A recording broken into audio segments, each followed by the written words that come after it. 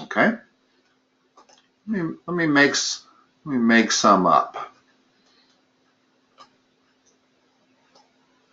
Although typically these sessions work better if you have like some homework or review material for a test or something like that.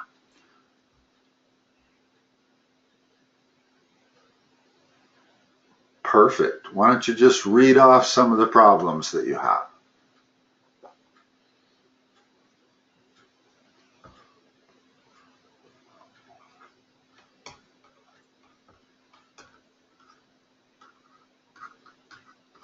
Okay. You can do this a couple of ways. We can convert both of these into improper fractions and then find a common denominator and add them that way. Or is that the way they're kind of teaching you in school? Well, there's a simpler way to do it, but I don't want to teach it opposite of the way your teacher is doing it. In other words, if I convert this to an improper fraction, what is 2 1/5 equal to if I put it all in fifths?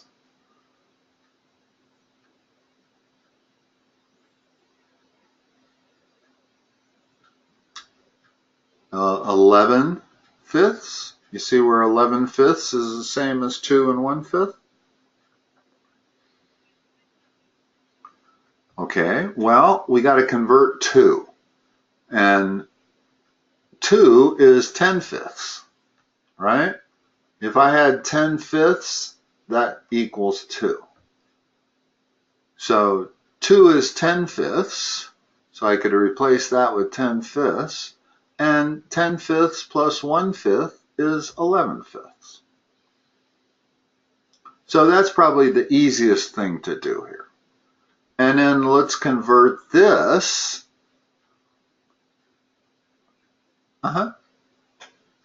Okay.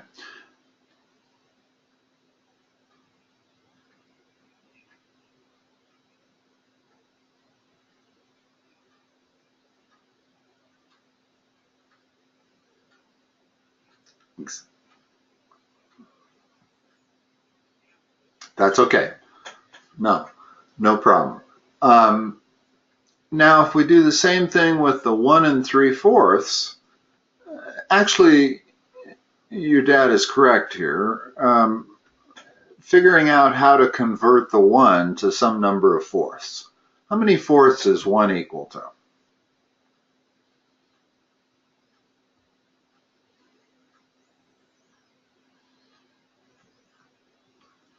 4 fourths. Yeah, right. In other words, anytime you have a number divided by the same number, that's equal to 1. So if you're trying to convert 1 into fourths, it's always going to be 4 fourths. If you're trying to convert it into fifths, it's going to be 5 fifths.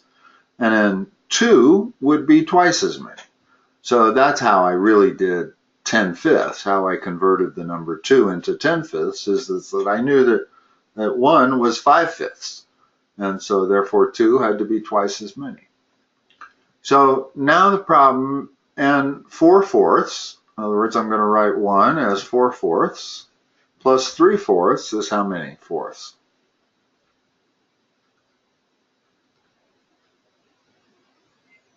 Correct. In other words, if you have the same denominator, you can just add the numerators. Okay? So the problem has now become 11 fifths plus 7 fourths. Okay? Let me get rid of all that stuff over there. Now in order to add these two fractions, we have to find a common denominator. Okay? Now, one way to always get a common denominator is just to multiply the two numbers. In other words, what's 4 times 5? That's definitely going to be a common denominator. It may not be the least common denominator, although in this case it is. But in other words, the goal really is to find the least common denominator. And I'll give you an example where sometimes the least common denominator is not necessarily just the product of these two numbers. But in this case, the common denominator we're going to use is 20. Okay? So I'm going to write it like this, first of all. Now, I've got to turn 11/5 into some number of 20ths. And what I'm going to do is take the 5, divide it into the 20, take my answer, multiply it by the numerator 11. So 5 goes into 20 how many times?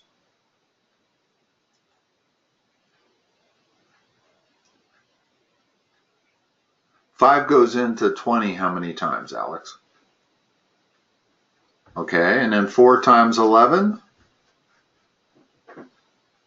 So that's what 11/5 becomes if I want to put it in terms of 20ths. Okay, now do the same thing with 7/4. Divide 4 into 20. What do you get? And multiply 5 times 7.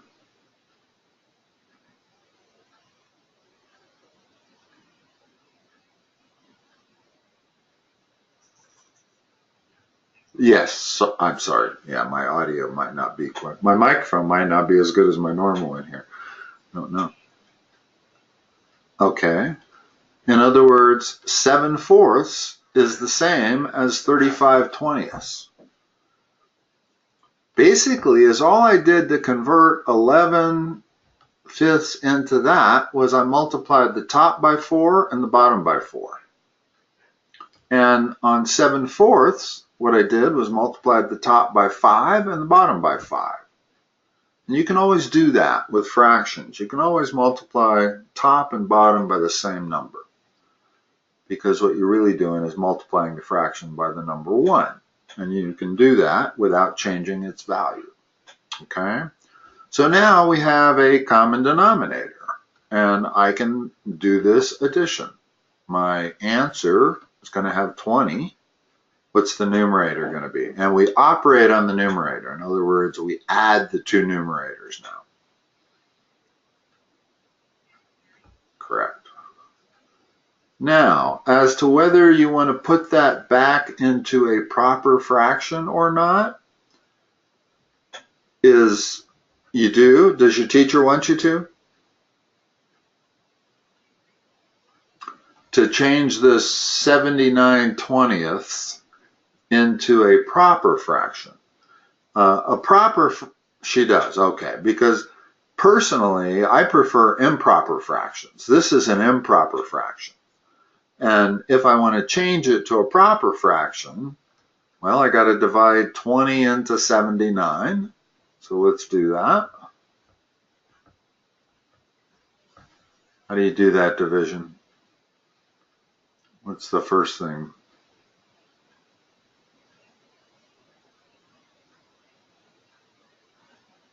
Well, it can go in 3, right? Can't go in 4, but it can go in 3. And now multiply 3 times 20 to get 60. Subtract, just regular long division. And since 19 is less than 20, that's our answer, 19/20ths. So converting 79/20ths into a proper fraction, it becomes 3 and 19/20ths. Okay? Now, I thought I might have heard you say that this isn't the way you did it in class. And I understand. Unfortunately, I didn't sit through your class, so I don't really know how your teacher teaches this stuff. And with mathematics, there's always multiple ways to do a problem. So sometimes I might do it a little differently than somebody else would do it. Let me give you another one that illustrates a better way to find a least common denominator. Okay? Let's say we're adding 3 fractions. Okay?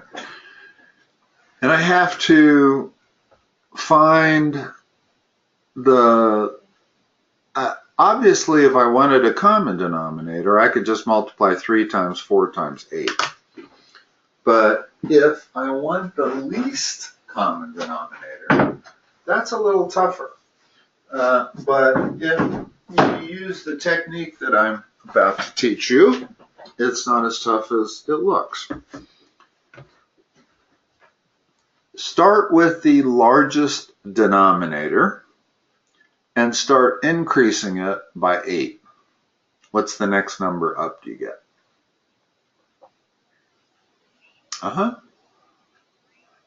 Well, increase it by 8. In other words, what's 2 times 8?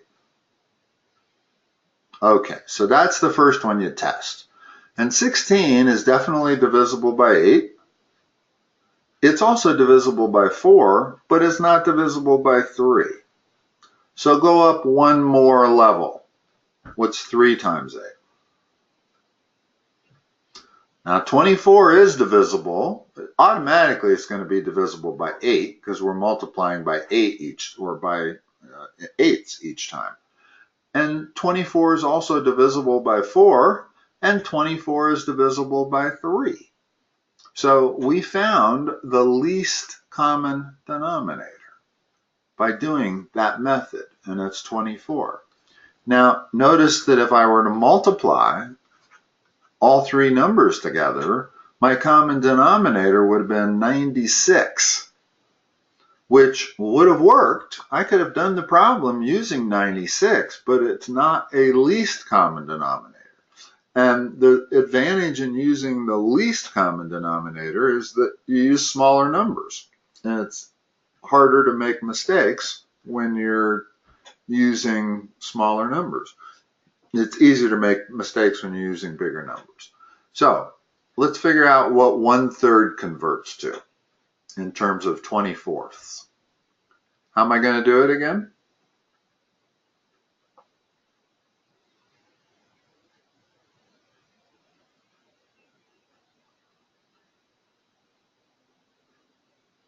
How many times does 3 go into 24?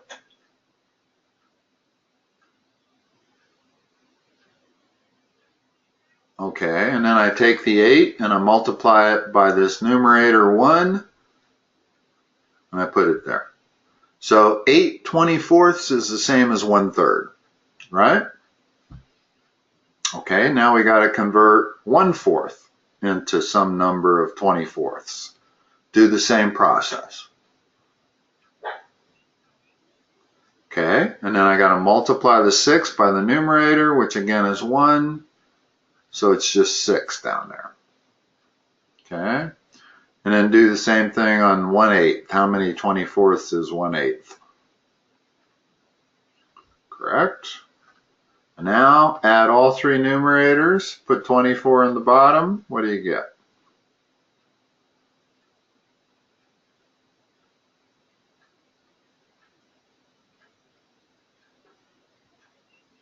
Correct. And I can't reduce that any. In other words, that 17 is a prime number. There aren't any factors other than 17 and 1. So that's my final answer. Okay. Now, had I had something like 2/3 instead of 1/3, then I would have divided 3 into 24, gotten 8, and I had to multiply the 8 by the 2, so that would be 16. Okay? I didn't really mean to put 1s in all of the numerators. I wasn't thinking far enough in advance there. But the trick is to take the denominator, divide it into the common denominator, and then multiply that by the numerator. And that works every single time. Okay? And subtraction doesn't really make things any different. Let's do a subtraction. 1/3 minus 1/4. You do this one for me. What's the least common denominator?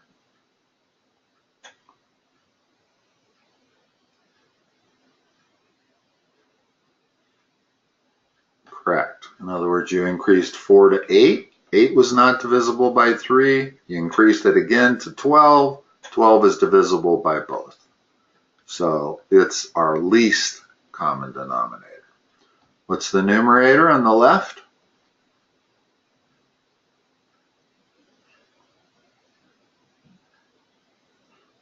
What's this numerator right there going to have to be? No, I circled it just to make sure you could see where I was pointing. In other words, 1/3 is how many twelfths? Right. And 1/4 is how many twelfths? Okay. And again, the common denominator goes over and you operate on the numerator. What's the numerator going to be? It's 4 minus 3 in this case. In other words, the fact that we were subtracting, you need to subtract whatever's in the numerator. So it's 1. Okay. Now, let's talk about multiplying and dividing. That's actually easier than adding and subtracting, as you probably have figured out by this point. Yeah, if I am multiplying two fractions, it's far easier than adding. I don't have to find a common denominator. I just multiply numerators and I multiply denominators. What do you get?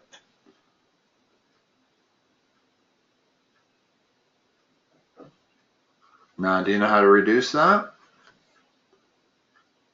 How to reduce it?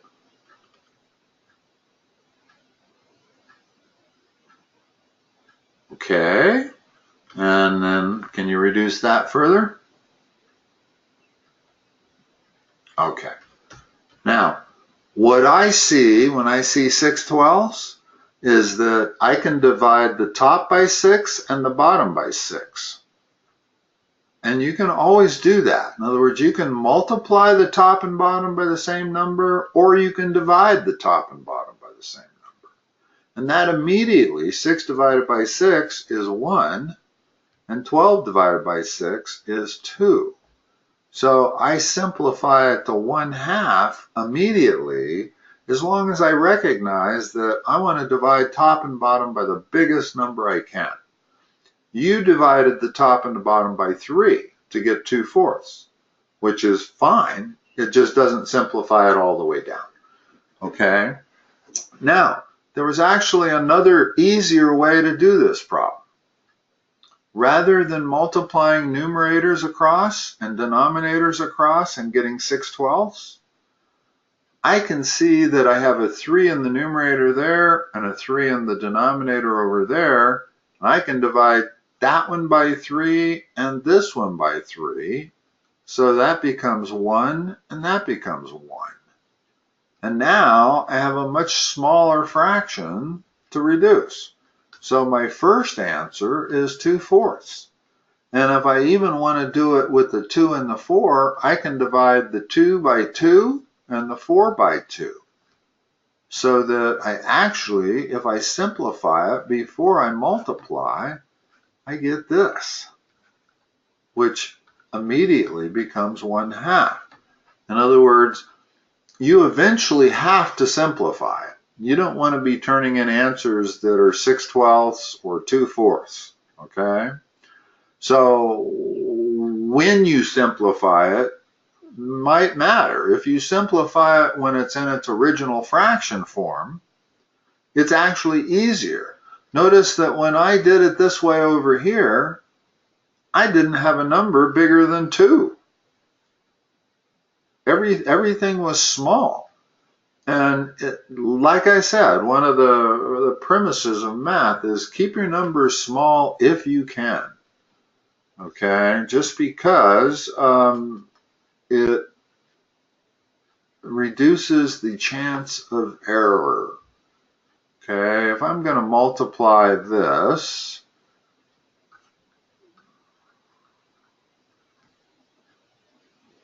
Now, I've got two ways I can do that. How would you do this?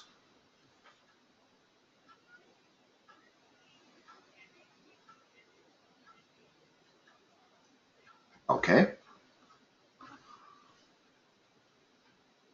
And then what would you get?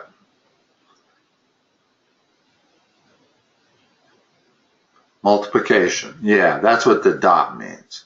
Are you using X for multiplication? Okay. Yeah. Okay.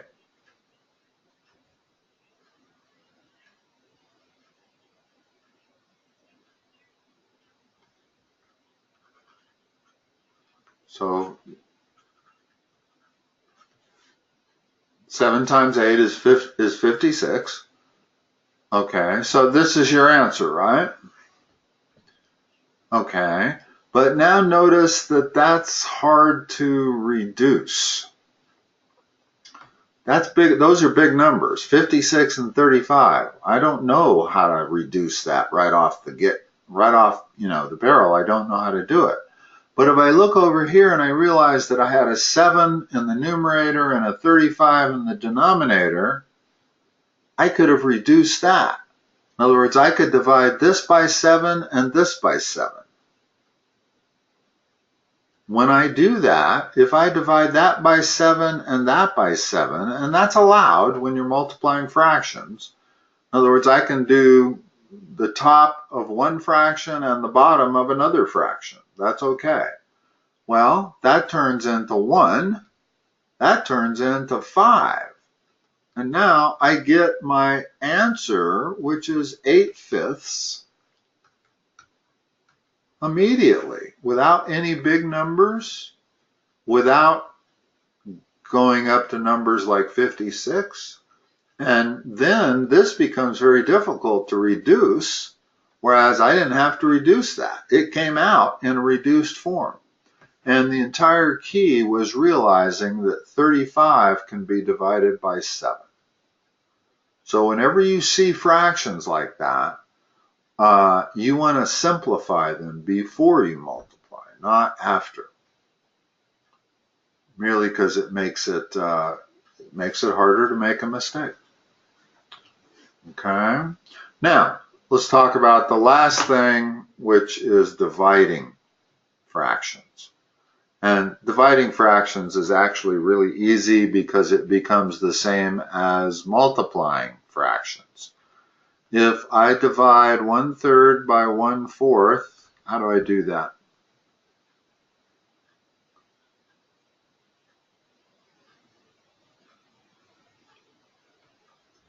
No, we're dividing.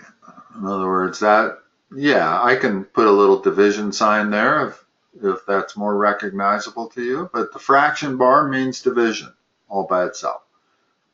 It means the same thing as this, okay? In other words, that is the same thing as 1/3 divided by 1/4.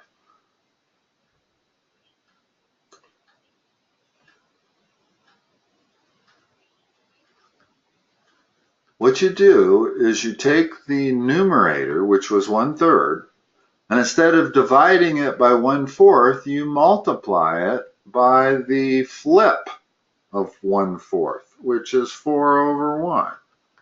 In other words, that's called the reciprocal of 1/4. But basically, when you divide, what you really are doing is flipping and multiplying.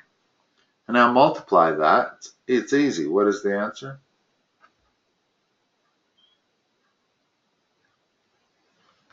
Okay. So all division problems actually become multiplication problems. What if I had this?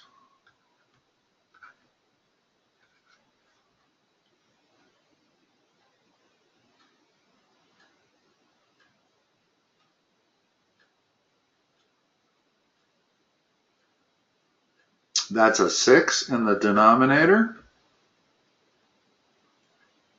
Okay, so it's harder, right? It looks harder. But what if I put a 1 under that 6? Because you're allowed to do that. 6, you did it on an earlier problem. When you had a 7, you put a 1 under it. So now I've got a fraction divided by a fraction. How do I do that?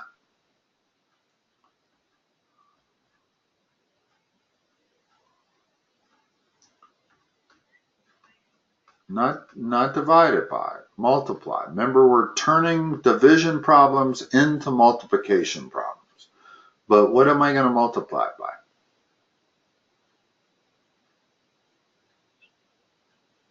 You got to flip it first.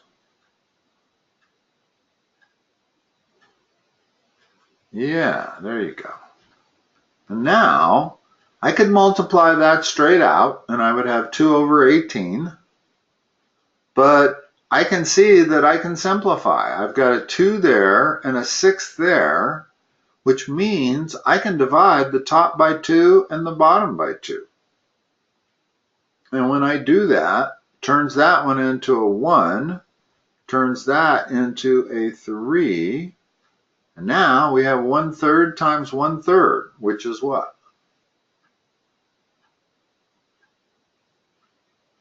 1/9. Right. Remember, when you're multiplying, you do multiply the denominators. When you're adding, you don't. If they're the same, that's what they are in the final answer. But very important to distinguish between addition and multiplication with fractions or any other numbers. But so whenever you have a whole number, like I had here, 6, just put a 1 under it, and then you're looking at a fraction divided by a fraction, and you know how to handle those. So, okay, Alex, I am going to let you go. Hope this was helpful, and happy to work with you whenever you like. You're welcome. Bye. And the way you close out of this program is just click on the X in the upper right hand corner of the Go to Meeting control panel, and that'll close it out. Okay? You're welcome. Bye-bye.